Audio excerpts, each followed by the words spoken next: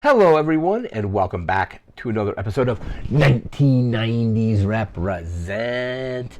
We're still in our fourth cycle of 1998, and we're talking about a movie. And this episode, we're talking about Dark City. So, this is actually my first time seeing this movie. I watched it over on Amazon Prime. However, though, I've known about the movie like probably since it came out. I remember seeing trailers for it. And then, like hearing a lot of good things about it over the years, and for some reason never got around to seeing it until recently. So overall, I thought the movie was really good. Probably give it like a 4 out of 5 if I had to like review it or give it a rating. But just a kind of very dark sci-fi, almost film noir style film. So it does have sci-fi elements. It has a lot of film noir elements in it as well. I thought it was pretty good, and like I said, I've known about it for a while, and I know it's kind of gone on to become like a sci-fi cult classic. But for some reason, like I said, just never got around to really seeing of it, even though I knew of it or I've known of it for a while. Anyway, we got my notes here. We're going to get to the notes, and then we'll get to the plot and all that as well. Let's pull it open here. Oh, there we go. So, Dark City, first February 27th, 1998.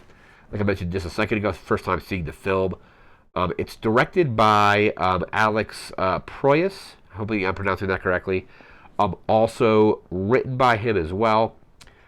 Written also by Andrew Mason. And the big one on this, David S. Goyer, who a lot of people know from the Blade trilogy as well as the Christopher Nolan Batman trilogy. So Batman Begins, The Dark Knight, Dark Knight Rises.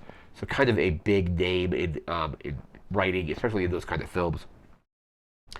Some interesting things in my research for this came across how this film potentially inspired or at least influenced The Matrix. And after like reading that, when I was doing my research, a lot of it definitely like made sense. I don't know if there was any kind of like overlap between the production of The Matrix and so this came out in, like I said, February of 1998. The Matrix came out in the spring of 1999, so about a year difference in the release time, give or take like a month or so.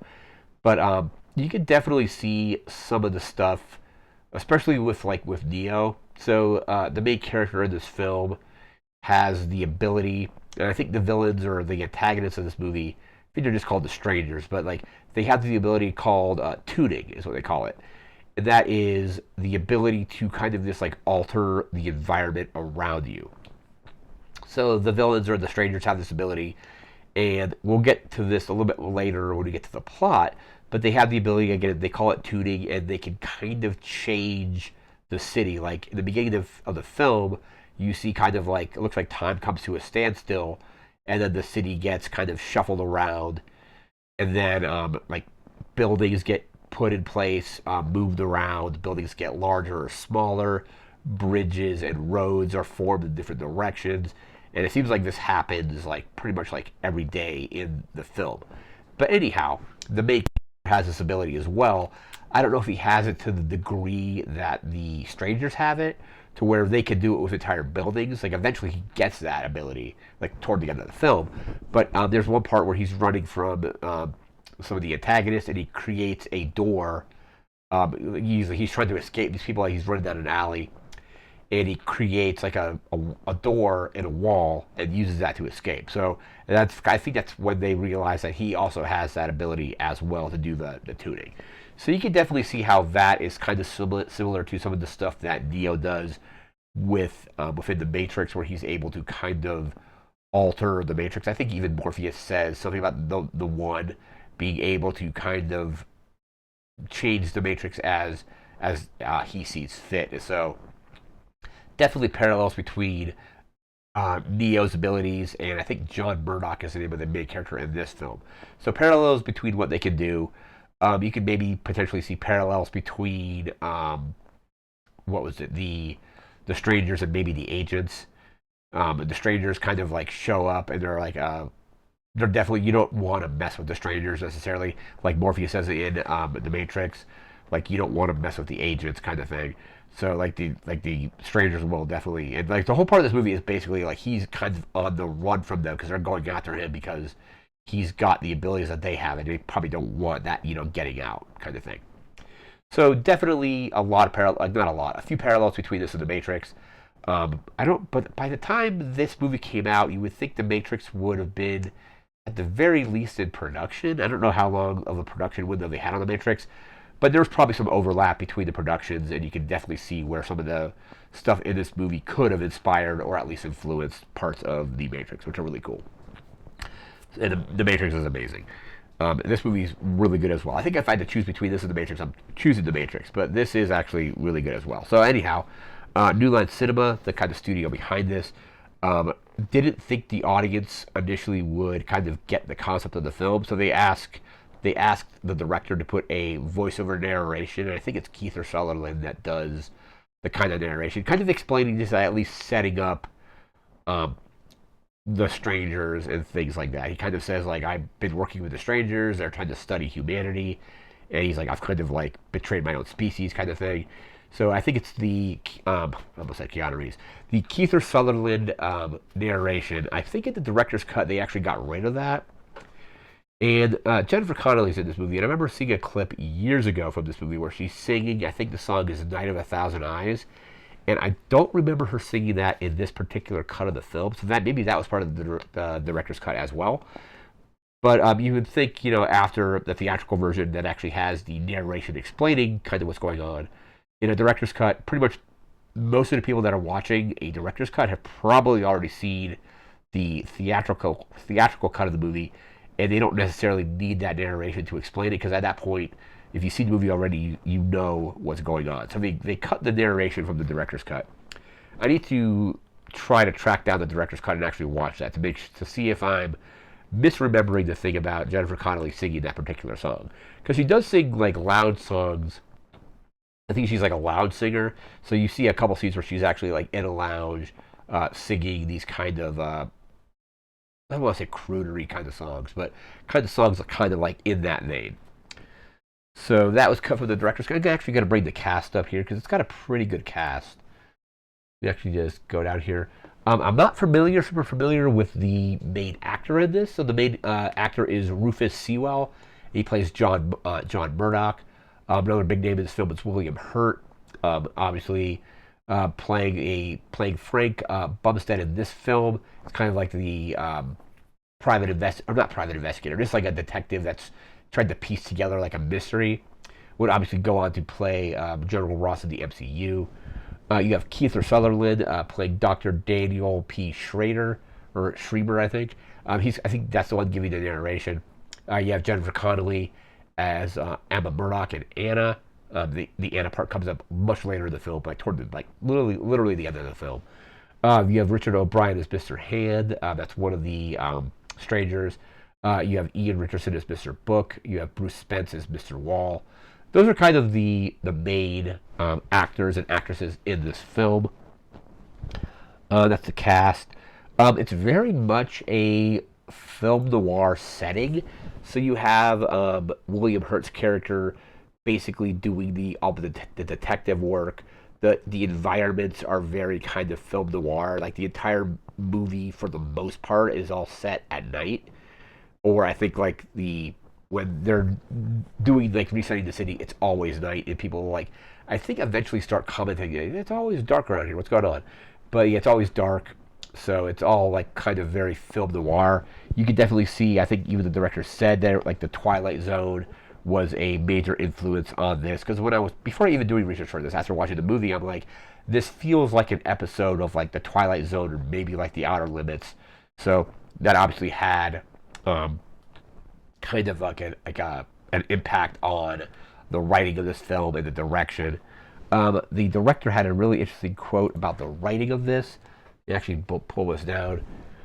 So basically he said there was a story, I think, that he came up with about like a 1940s detective who's obsessed with a case and can't make sense of the clues. So the quote about, and this kind of applies to the William Hurt character specifically, but it says a quote that he's talking about like a private investigator character in this other like story. He says he slowly starts to go insane through the story. He can't put the facts together because they don't add up to anything rational. So kind of there's a lot of like weird stuff going on in this movie. Like I said earlier, they kind of change like the city changes. There's one subplot about trying to, I think it's called Shell Beach, and they're trying to get to Shell Beach.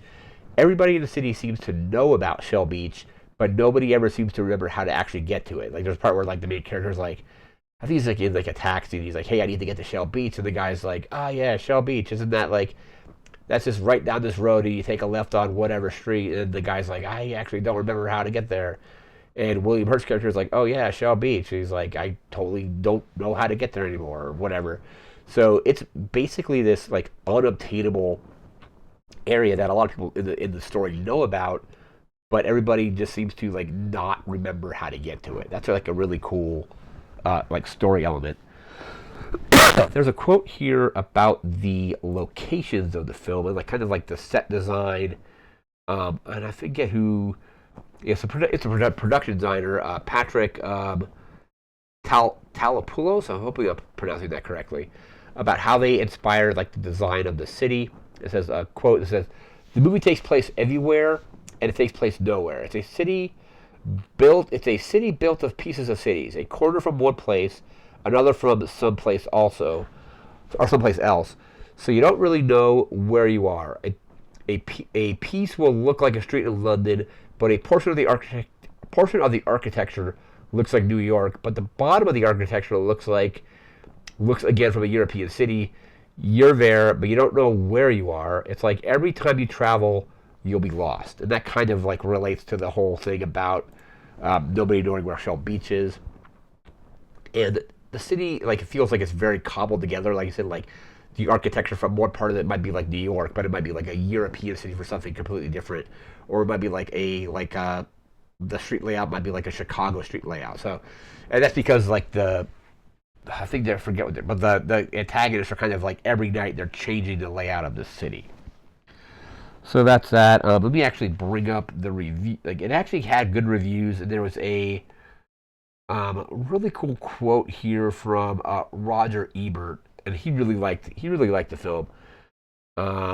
He basically said, "quote Great visionary achievement in film," and I think he said it was like really original. Was that the only Roger Ebert quote? I think it was. Yeah, so Roger Ebert really liked it, and quote, "A film so original and exciting, it stirred my imagination like Metropolis in 2001: A Space Odyssey." I think that's like huge. I actually haven't seen Metropolis, but I've seen 2001 a handful of times, and that movie is just kind of mind blowing. So to kind of even like have that be mentioned in the same sentence in a positive way as something like 2001 is huge. Now we're going to get to the plot of this film, and the plot is kind of weird. So let me just close the notebooks up. We're not going to need that anymore. So, beginning of the film, we actually see they're in the city, and Keith Sutherland does a narration about like how he's helping the strangers like study like the humans and what have you. So you see the city slow down. And I think it gets shuffled around. I think they make less of a point of it initially because they don't want that to really like ruin like the surprise when it happens out like later in the film. But you have our main character wakes up in a bathtub in a hotel. He gets a phone call from Keith Sutherland's character saying like, "Hey, these guys are coming for you. You got to get out of there." That almost like also sounds like something from the Matrix or something like calls like when Trinity gets a call, be like, "Hey, like they traced the line. You better get out of there." So he escapes, and there's like a dead woman in the hotel room. That's part of the thing that William Hurt's character is investigating, these various murders that have happened like like throughout like the city. He gets out, and he basically has amnesia at this point. And I'm probably gonna jump all over the place with this plot because some of the stuff that happens like in the film, they flash back and cut back to that stuff like occasionally. But he escapes and he meets up with Jennifer Connelly's character, and I think like she's looking for her husband and he doesn't remember who she is because the amnesia, of course. And then you have the strangers are talking with Keith Sutherland's character about how like they're like, "Hey, like there's a problem with this particular character with Murdoch. You better help us like track him down." And then the major part of the thing is like, so he's being chased by these agents, the strangers. creates a wall or a door on a wall and escapes, and then they're like, oh, the strangers are like, he has the ability, he can tune, is what they say. So like, tuning is like changing the environment around them, and collectively, I think they're all kind of in some giant like underground amphitheater where they kind of like meet, and they are every night in the city, stopping time essentially, changing the layout of the city, like changing like where roads go, changing where buildings are, buildings heights change, and then there's this whole thing where they are Keith Sutherland's character is also like creating false memories to inject into people so the strangers can study them. So Keith Sutherland is in charge of like helping them study them. He creates these false memories. So basically every night people get injected with completely new memories. And I think the part like they kind of screwed up with Murdoch. I think like he woke up before he could get the memories injected, and that's why he has like no memory essentially. And I said earlier in the video, or the video, he's trying to get to Shell Beach, and then that's the whole thing where everybody knows of Shell Beach, but nobody knows how to get there. And it's like this unattainable thing that like you could never actually get to Shell Beach. William Hurt's character is also trying to track down Murdoch as well because he thinks he's related to these murders. At that point, I think like basically they keep switching the city around, and he's on the run from Murdoch. He eventually ends up getting Bumstead, I think his name is, or William Hurt's character, eventually ends up getting to him, and they eventually are like, he's like, I'm trying to get to Shell Beach, and he's like, I haven't been there in like a long time, like I don't know how to get there.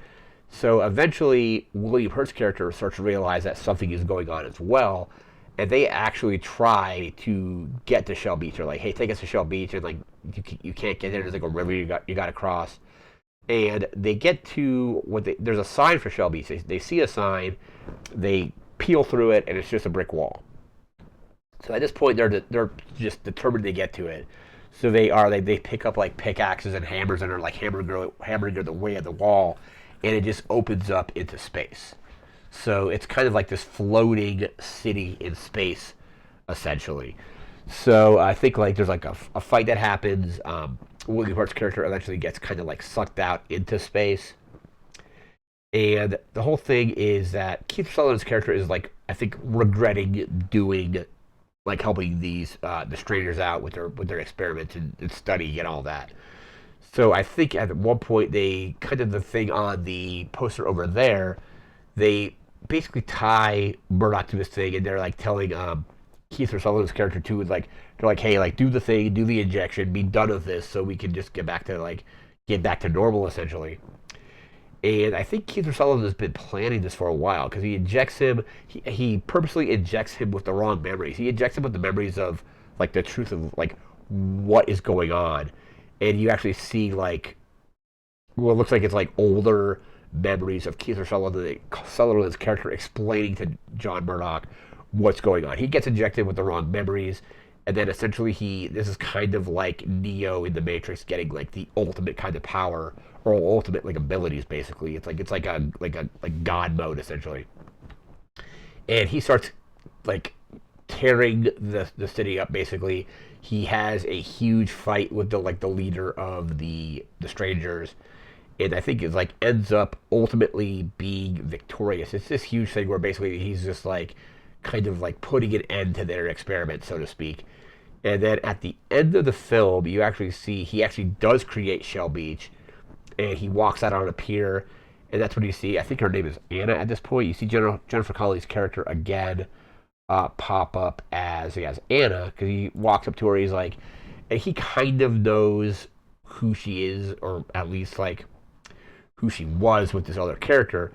But he's like, oh yeah, my name is Anna. He's like, I'm John, and like they meet. They don't actually like have any other interaction aside from that.